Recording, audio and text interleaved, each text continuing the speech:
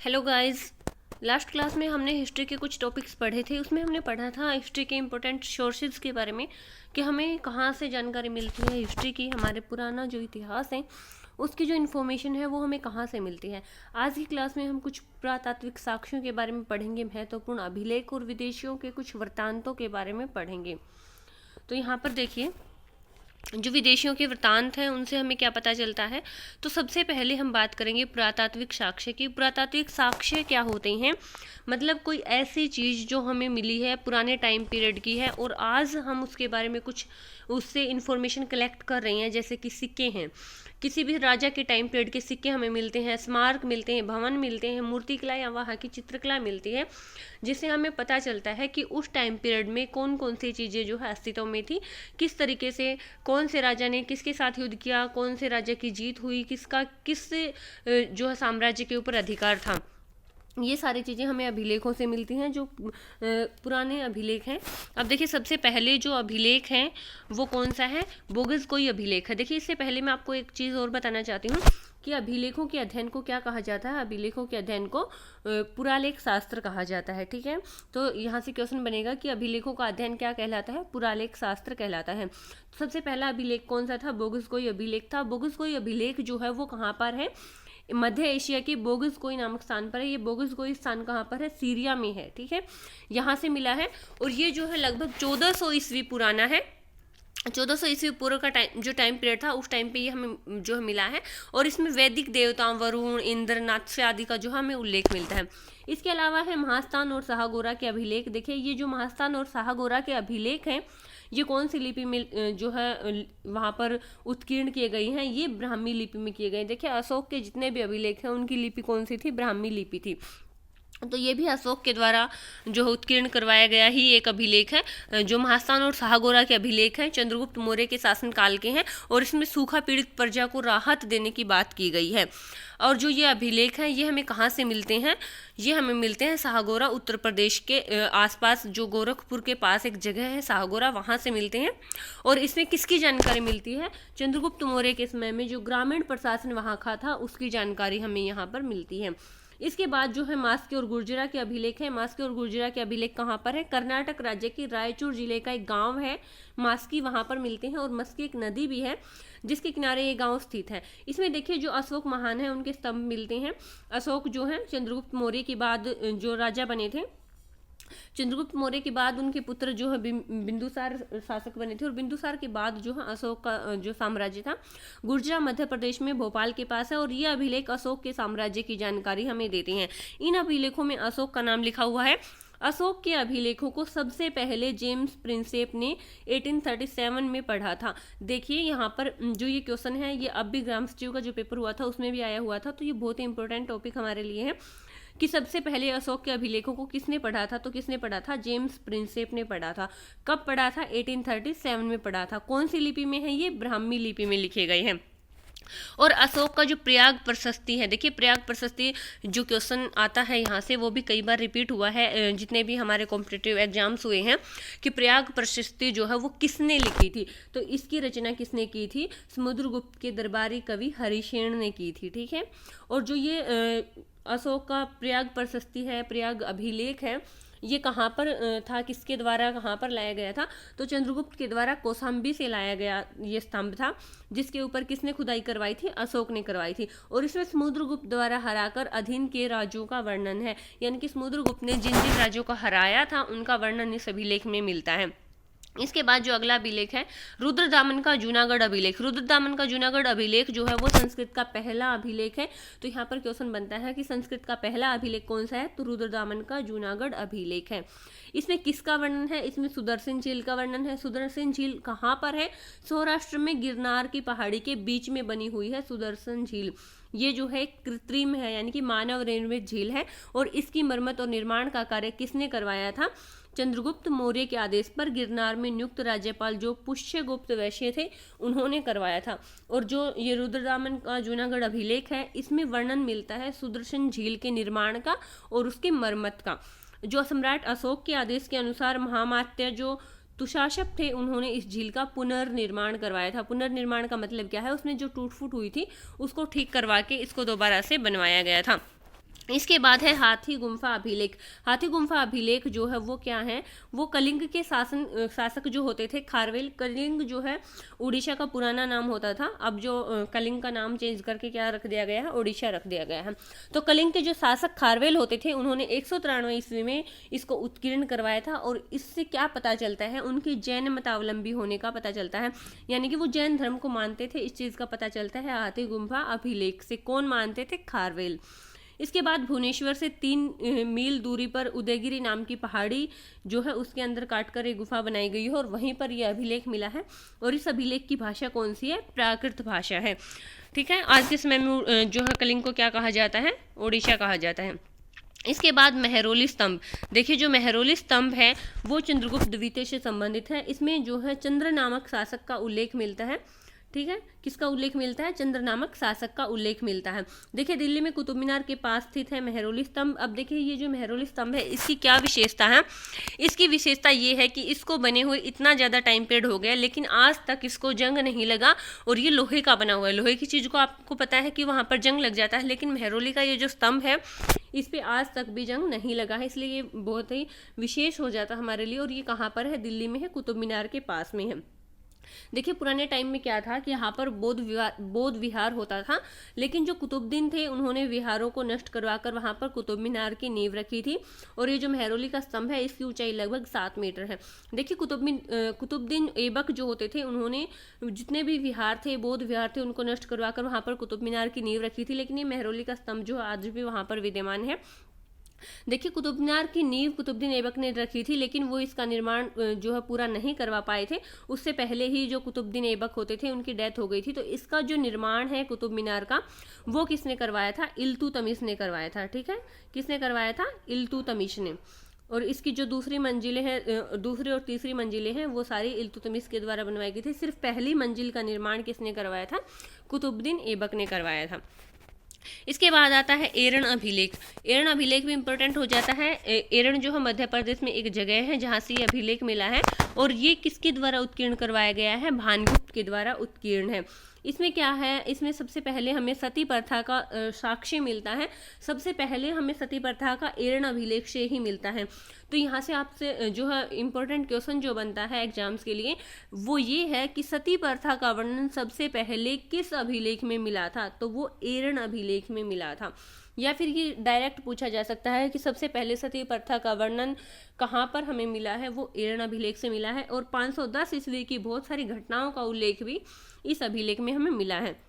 यह अभिलेख भानुगुप्त के अमात्य गोपराज के विषय में है, जो वहां किसी युद्ध में आए थे और वीरगति को प्राप्त हो गए थे। इसे एरण का सती अभिलेख भी कहा जाता है। अब वहां पर जो आए थे उनकी वहां पर ही डेथ हो जाती है, तो उनकी जो वाइफ थी उनको वहीं पर सती कर दिया जाता है। उन सब का उल्लेख हमें एरण अभिलेख से मिलता है। इसी वजह से इस अभिलेख को एरण का सती अभिलेख भी कहा जाता है। इसके बाद है नासिक अभिलेख। नासिक अभिलेख में देखिए सातवाहन शासक जो होते थे गौतमीपुत्र श्री सातकर्णी, उनको क्या है? ब्राह्मणों का संरक्षक मानते हुए एक ब्राह्मण या फिर अद्वितीय ब्राह्मण उनको कहा गया है। इस अभिलेख में उनकी विजयों के बारे में वर्णन है और शिलालेख को उनकी माँ गौतमी बालश्री ने जो है बनवाया था। देखिए यहाँ पर एक चीज़ मैं आपको बता दूं क्लियरली कि जितने भी अभिलेख हैं, जितने भी जो शिलालेख हमें मिलेंगे, उन सब में क्या है? जिस राजा के टाइम पीरियड के वो रहेंगे उसी टाइम पीरियड की जो है उनकी विजयों की वर्णना, उनका गुणगान उसमें गाया जाता है। ठीक है, तो कोई भी जो इतिहासकार होता है, जो भी किसी राज दरबारी कवि वगैरह होते हैं, वो राजा के खिलाफ कोई भी चीज़ नहीं छापते। उनके हक में जो चीज़ें होती है सिर्फ उन्हीं को रिप्रेजेंट किया जाता है। इसके बाद है ऐहोल अभिलेख। ऐहोल अभिलेख जो है बहुत ही इंपॉर्टेंट है। ये हरियाणा जीके में भी कई बार पूछा जाता है। तो ये पुलकेशिन द्वितीय ने जो है इस अभिलेख को रविकीर्ति ने लिखा था। ये जो है देखिए अभिलेख तो पुलकेशिन द्वितीय का है, लेकिन लिखा किसने था? रविकीर्ति ने लिखा था। और इसमें हर्षवर्धन और पुलकेशिन के संघर्ष का वर्णन मिलता है, जो कब हुआ था? 512 ईस्वी में हुआ था। देखिए यहाँ से 2-3 क्वेश्चन आपके जो क्लियर हो जाते हैं कि हर्षवर्धन और पुलकेशिन के बीच संघर्ष कब हुआ था? 512 में हुआ था। और उससे रिलेटेड अभिलेख हमें इस बात की जानकारी कौन सा अभिलेख देता है कि हर्षवर्धन और पुलकेशिन के मध्य संघर्ष हुआ था 512 ईस्वी में? तो वो ऐहोल अभिलेख है। ये सारी जानकारी हमें कौन देता है? ऐहोल अभिलेख देता है। इस अभिलेख को ऐहोल और आईहोल के नाम से भी जाना जाता है। यह 634 ईस्वी का अभिलेख है और कर्नाटक के बीजापुर में बादामी के निकट स्थित है। देखिए ये इंडिया के कर्नाटक में है लेकिन ये जो है ऐहोल अभिलेख हरियाणा जीके में क्यों आता है, क्योंकि हर्षवर्धन से रिलेटेड है और हर्षवर्धन का जो राज्य है वो जो किसी टाइम में हरियाणा में भी रहा है। इसके बाद सिक्कों की बात करें, देखिए अब तक हमने पढ़ा जो पुरातात्विक अभिलेख हैं उनसे हमें किस तरीके से कौन कौन सी इन्फॉर्मेशन मिलती है हिस्ट्री के बारे में। इसके अलावा जो है सिक्कों पर भी पता चलता है कि किस तरीके से पुराने टाइम पीरियड में जैसे कि जो आहत सिक्के होते थे उनके ऊपर राजा का कोई चिन्ह छापा जाता था या राजा की पिक्चर वगैरह जो है छापी जाती थी। देखिए जो सिक्के हैं उनके अध्ययन को क्या कहा जाता है, उनके अध्ययन को जो है कहा जाता है न्यूमेस्मेटिक कहा जाता है या फिर मुद्रा। देखिए यहाँ पर जो बाई मिस्टेक लिखा गया है मुद्रा राक्षस, इसको मुद्रा शास्त्र कहा जाता है। भारत के प्राचीन सिक्कों पर केवल चिन्ह उत्कीर्ण है, कोई लेख नहीं है और इन्हें कौन से सिक्के कहा जाता है, पंचमार्क्ड या फिर आहत सिक्के कहा जाता है। इन्हीं आहत सिक्कों को ऐतिहासिक ग्रंथों में काशार्पण कहा जाता है। सिक्कों का प्रचलन जो है काफ़ी पुराने टाइम पीरियड से ही रहा है। यूनानी जो शासक थे उनके टाइम पीरियड में भी सिक्कों का प्रचलन था। समुद्रगुप्त के एक सिक्के में उसे वीणा बजाते हुए दिखाया गया है। ठीक है, मैंने अभी बताया था ना कि जिस भी राजा के टाइम पीरियड के सिक्के होते थे या तो उनकी कोई पिक्चर उसमें होती थी या फिर उनका कोई जो है निशान ऐसा होता था जिनको वो बार बार यूज़ करते थे।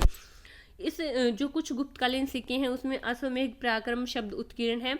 कनिष्क के सिक्कों से पता चलता है कि वह बौद्ध धर्म का अनुयायी था। चंद्रगुप्त द्वितीय ने शक शासकों पर जीत के अवसर पर चांदी के सिक्के चलाए थे। तो चांदी के सिक्के किसने चलाए थे स्टार्टिंग में? चंद्रगुप्त सेकंड ने। भारत में सबसे पहले सोने के सिक्के हिंद यूनानी शासकों के द्वारा चलाए गए।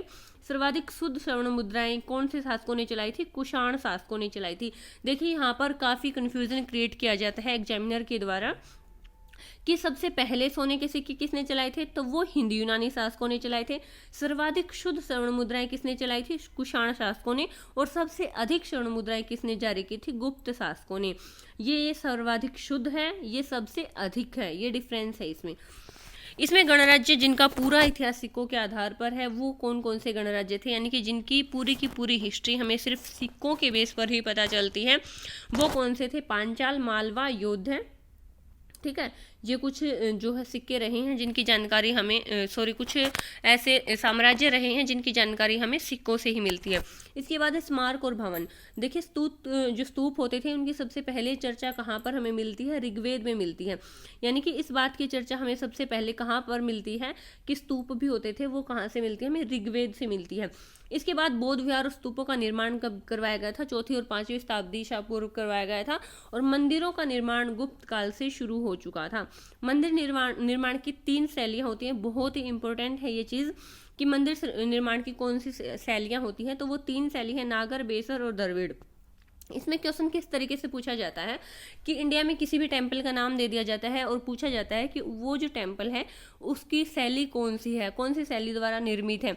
तो हमें ये चीज़ याद रखनी है कि इंडिया का जो नॉर्थन पार्ट है वहाँ पर जो शैली होती है वो नागर शैली है और जो मिडिल पार्ट है उसमें बेसर शैली है और जो साउथर्न पार्ट है इंडिया का उसमें द्रविड़ शैली है। ठीक है, तो वहीं से हमें पता चल जाएगा कि कौन सी शैली वाला जो है ये मंदिर है।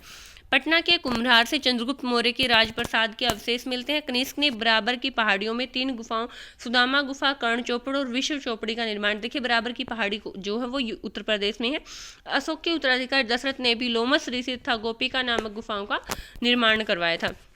इसके बाद कंबोडिया के अंकोर वाट मंदिर था। जावा में बोरोबुदुर मंदिर से भारतीय संस्कृति के दक्षिण एशिया में प्रसार का पता चलता है और इन सब का निर्माण संभवतः कब हुआ था? 9वीं शताब्दी में हुआ था।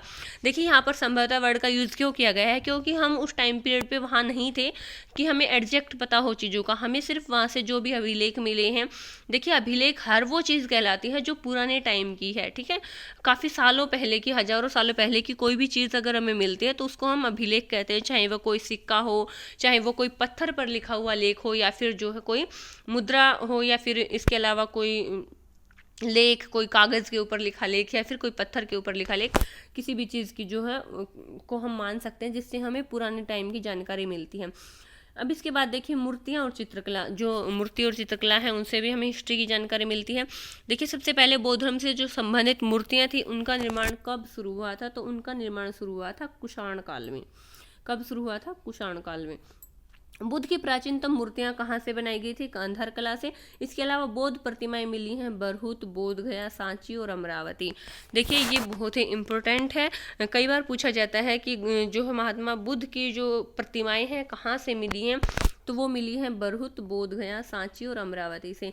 इसमें जो है कई बार पूछा जाता है कि 4 ऑप्शन दे दिए जाते हैं और एक जो है इन चारों से अलग होता है, जिसमें पूछा जाता है कि कहाँ से नहीं मिली है या फिर कहाँ से मिली है। तो ये याद रखना है, बरहुत, बोधगया, सांची और अमरावती से हमें मिली हैं किसकी मूर्ति प्रतिमाएं? बौद्ध प्रतिमाएं। गुप्त काल में मूर्ति निर्माण की गांधार और मथुरा निर्माण की कला प्रचलित थी। गांधार कला पर यूनानी प्रभाव दिखता है। अजंता की गुफाओं के चित्र प्रथम शताब्दी ईस्वी पूर्व से लेकर 7वीं शताब्दी ईस्वी पूर्व तक के हैं। इसमें गुप्तकालीन चित्र हैं। और इसके अलावा देखिए विदेशियों के वृत्तांत बहुत ही इंपॉर्टेंट है। विदेशों के वृत्तांत, कौन कौन से विदेशी भारत में आए थे, तो जो है उनको डिवाइड किया गया है उनकी कंट्री के बेस पर। तो सबसे पहले यूनान के लेखक आए थे, चीन के लेखक आए थे और अरब के लेखक आए थे। जो यूनान के लेखक थे उनमें कौन कौन से थे? सबसे पहले हेरोडोटस आए थे। इनको क्या कहा जाता है? हिस्ट्री का पिता, फादर ऑफ हिस्ट्री या फिर इतिहास का पिता इनको कहा जाता है, क्योंकि सबसे पहले भारत में आए थे। सबसे प्राचीन यूनानी इतिहासकार रहे हैं कौन? हेरोडोटस। और इनको क्या कहा जाता है? इतिहास का पिता कहा जाता है। इसके बाद है टीसीएस। टीसीएस ईरान का राजवैद्य था जो हेरोडोटस के बाद भारत में आया था। इसके अलावा जो है न्यूयार्क, ओनेस्ट्रिक्स और जो है अरिस्टोबुल्स, ये सिकंदर के साथ भारत आए थे। सिकंदर कब भारत आया था? चंद्रगुप्त मौर्य के टाइम पीरियड से पहले, जब धनानंद का शासन होता था, नंद वंश का शासन भारत के ऊपर होता था, उस टाइम पे सिकंदर जो है भारत में आया था और उसने जो है भारत के ऊपर आक्रमण किया था। इसके बाद है मैग्स्थनीज। देखिए मैग्स्थनीज 305 ईस्वी पूर्व में भारत आया था और ये कब आया था? चंद्रगुप्त मौर्य के दरबार में आया था। ठीक है, चंद्रगुप्त मौर्य के दरबार में सेल्यूकस का राजदूत होता था। ये सेल्यूकस निकेटर जो है उसने किसके साथ युद्ध किया था? चंद्रगुप्त मौर्य के साथ युद्ध किया था। और युद्ध से पहले उसका राजदूत भारत में आया था चंद्रगुप्त मौर्य के दरबार में। कौन था? मैग्स्थनीज था। और उसने चंद्रगुप्त मौर्य के दरबार में रहते हुए एक बुक लिखी थी। उस बुक का नाम क्या था? इंडिका था। और इस बुक में किसका वर्णन है? मौर्य प्रशासन का वर्णन है। ठीक है, इसके बाद है पेरिप्लस ऑफ द एरिथ्रियन। जो पेरिप्लस ऑफ द एरिथ्रियन सी है, इसमें एक अज्ञात यूनानी लेखक की रचना है जो मिस्र में आकर बस गया था। इसके बाद टोलमी ने कौन सी बुक लिखी थी? ज्योग्राफी का। बहुत बार रिपीट किया गया है ये क्वेश्चन एग्जाम में कि टोलमी की बुक का नाम क्या है? वो है ज्योग्राफी का।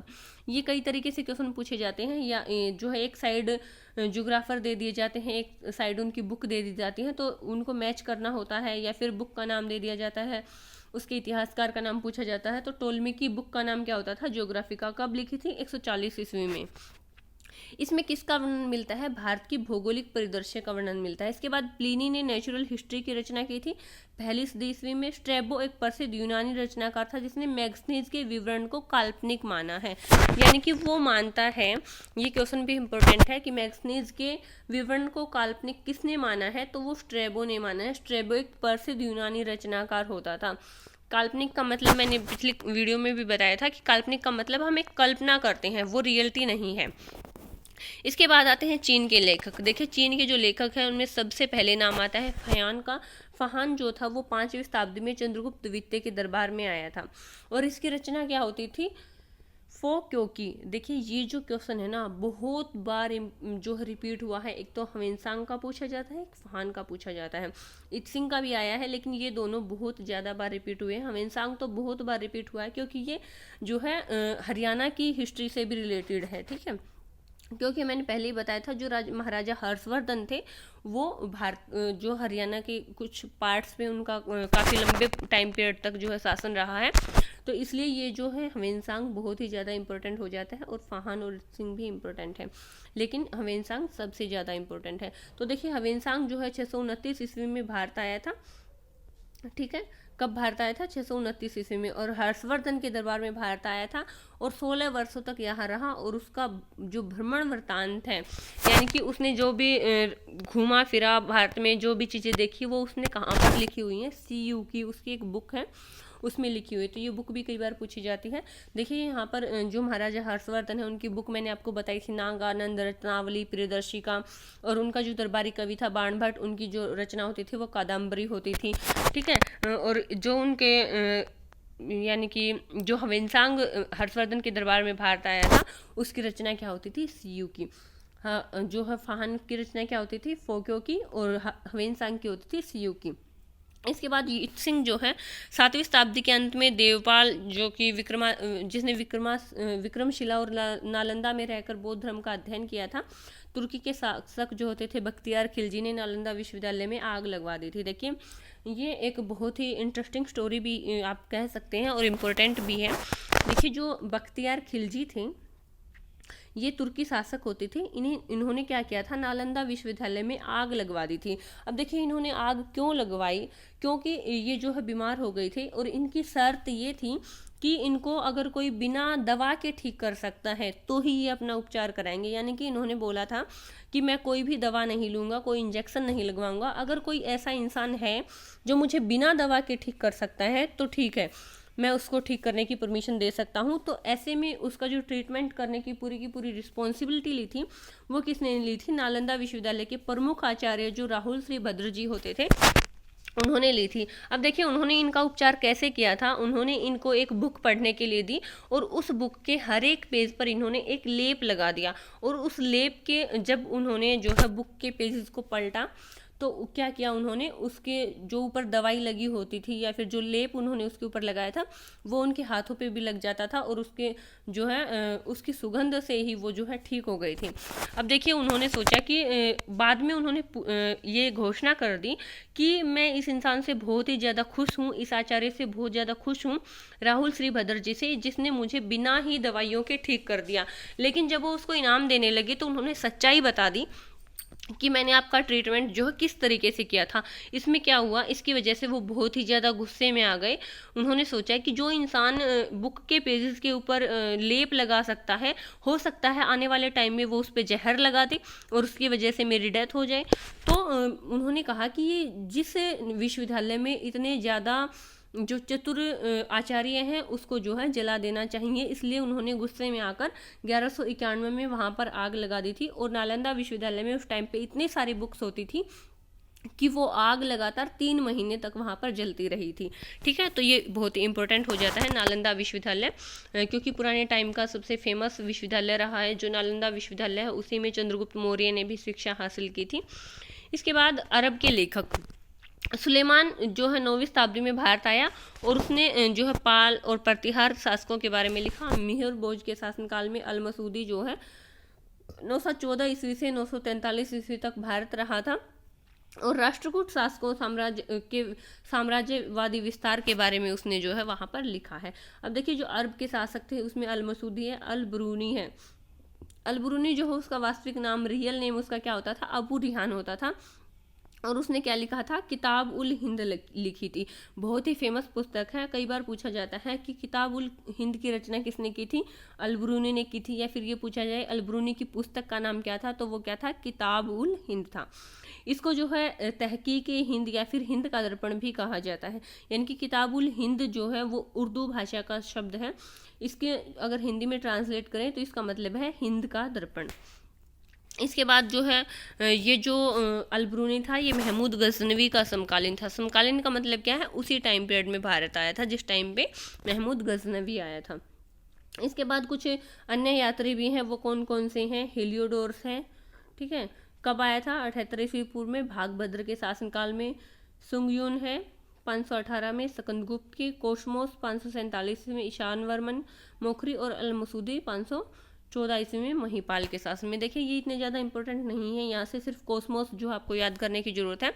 लेकिन हम इन चीज़ों को इसलिए पढ़ रहे हैं क्योंकि हमने स्टार्टिंग की तो हम किसी भी चीज़ को नहीं छोड़ना चाहते। मैं चाहती हूँ कि हम हर एक चीज़ को डिस्कस करें। यहाँ से एक बार मैं इंपॉर्टेंट बता देती हूँ कि कौन कौन सी बुक है। यहाँ से अलब्रूनी की किताब उल हिंद जो है बहुत ही इंपॉर्टेंट है और कोसमोस भी थोड़ी सी इंपॉर्टेंट है। इसके बाद है प्राक इतिहास, यानी कि प्राचीन जो इतिहास है। आप देखिए जो प्राचीन इतिहास है उसका हमें कोई लिखित साक्ष्य नहीं मिल रहा है मनुष्य के जीवन का, यानी कि कोई ऐसा लिखित साक्ष्य नहीं है जिससे हमें पता चले कि मनुष्य का जीवन कैसा था, मनुष्य किस टाइम पे जो है पृथ्वी पे उसकी उत्पत्ति हुई। और इस टाइम का ये जो टाइम था इसको क्या कहा जाता है, प्राक इतिहास या फिर प्रागैतिहास कहा जाता है। अब देखिए होमोसेपियंस, होमोसेपियंस क्या है आप सबको पता है, ह्यूमन बीइंग का साइंटिफिक नेम है। मनुष्य का वैज्ञानिक नाम क्या है, होमोसेपियंस है। इसको ज्ञानी मानव भी कहा जाता है। तो इसका आविष्कार कब हुआ था, 30 से 40 हज़ार वर्ष पूर्व माना जाता है। अब जो ए कनिंघम है, इनको प्रागैतिक इतिहास का जो है जनक कहा जाता है। इम्पोर्टेंट है, ए कनिंघम, इन्होंने ही जो है हड़प्पा में जो खोज वगैरह की थी, जो एक पुरातात्विक साक्ष्य के रूप में उनको। इसके बाद औजारों की प्रकृति के आधार पर जो प्राक इतिहास है वो कितने तरह का है। देखिए उस टाइम पे जो औजार यूज़ किए गए थे उनके बेस पर जो प्राक इतिहास है यानी प्राचीन इतिहास है वो पुरापाषाण काल, मध्य पाषाण काल और नवपाषाण काल, इन 3 कालों में डिवाइड किया गया है। तो जो पुरापाषाण काल है उसमें क्या है, इस काल के साक्ष्य जो है वो पश्चिमी भारत के सोहन घाटी क्षेत्र में स्थित चौंतरा नामक स्थान से मिली हैं और इसमें कुछ हस्तकुटार और जो है सल्के मिली है। पुरापाषाण मतलब बहुत ही पुराना टाइम पीरियड है। मध्य पाषाण काल जिसमें पत्थर के हथियारों का यूज़ किया जाता था। ये पाषाण का मतलब पत्थर ही होता है। तो इसमें जो हथियार यूज़ किए गए हैं पत्थर के, उनके बेस पे डिवाइड किया गया है, इनको कैटेगराइज किया गया है। इसके बाद क्वार्टजाइट के औजार और हथियार बनाए जाते थे मध्य पाषाण काल में। नवपाषाण काल जो था इसमें क्या है, ये जो स्थल है ये बागौर राजस्थान और आदमगढ़ से पशुपालन के कुछ प्राचीन साक्ष्य मिले हैं मध्य पाषाणकालीन युग में। इसके बाद स्थायी निवास के प्रारंभिक साक्ष्य सबसे पहले कहाँ से मिले, सराय नहराई और जो है मेहदगहा जो एक स्तंभ है वहाँ से मिले हैं। चित्रकारी के प्राचीनतम साक्ष्य कहाँ मिले हैं, भीमबेटका से। इंपॉर्टेंट है, भीमबेटका से किसके जो साक्ष्य मिले हैं, चित्रकारी के प्राचीनतम साक्ष्य मिले हैं। इसके बाद देखिए जो नवपाषाण या न्यूलिथिक जो शब्द है उसका सबसे पहले प्रयोग किसने किया था, सर जॉन लुबाक ने किया था। और इसी काल में किसकी खोज की गई थी, पहिए की खोज की गई थी। किसकी खोज की गई थी, इसी काल में पहिए की खोज की गई थी। इसके बाद मेहरगढ़ पाकिस्तान के बलूचिस्तान में है। मेहरगढ़ प्रसिद्ध नवपाषाण कालीन स्थित है एक स्थल है जहाँ पर 7000 ईस्वी पूर्व में कृषि कार्य का प्राचीनतम साक्ष्य मिला है। यानी कि कृषि कार्य का सबसे प्राचीनतम साक्ष्य कहाँ से मिला है, मेहरगढ़ से मिला है, जो कहाँ है अब पाकिस्तान के बलूचिस्तान में है। इसके बाद देखिए कश्मीर 3री शताब्दी ईस्वी पूर्व में कश्मीर में समृद्ध नवपाषाणकालीन स्थल जो बुर्ज होम है और जो है गुफर कराल है उसका पता चला है। उत्तर प्रदेश के बेलन घाटी में स्थित कोल्डी हवा नामक स्थान से चावल की कृषि के साक्ष्य मिले, यानी कि उससे पता चलता है कि पुराने टाइम पीरियड में चावल की खेती भी की जाती थी। इसके अलावा 7000 से 6000 ईसा पूर्व जो है हमें किसके साक्ष्य मिले हैं, चावल की खेती के साक्ष्य मिले हैं। चिरानंद जो कि बिहार में है, वहाँ से हड्डी के अनेक उपकरण पाए गए हैं जो हिरण के सींगों के थे, यानी कि हिरण के सींगों से क्या बनाई जाती थी, उपकरण बनाए जाते थे। इसके बाद मृद भांड से प्राचीनतम साक्ष्य कहाँ से मिले हैं, चौपानी मांडो से मिले हैं। मनुष्य ने सबसे पहले धातु का यूज, कौन सी धातु का यूज किया था, तांबा यूज किया था। बहुत बार पूछा गया है कि मनुष्य ने सबसे पहले कौन सी धातु का यूज किया था, तांबा। तांबे के हथियार और औजार जो है उस काल में बनाए जाते थे, तो इसलिए उस काल को क्या कहा जाता था, ताम्र पाषाण काल कहा जाता था।